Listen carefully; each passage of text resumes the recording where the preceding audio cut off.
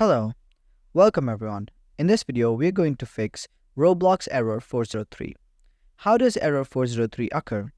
Typically, this error occurs when there's a problem with the authentication process during login.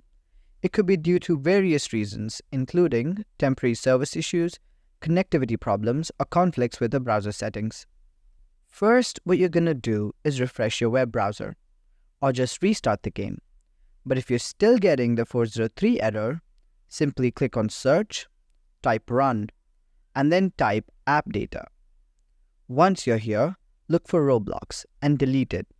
Next, in the search bar, type Roblox and uninstall this too. Once all of this is done, go back to the Roblox website.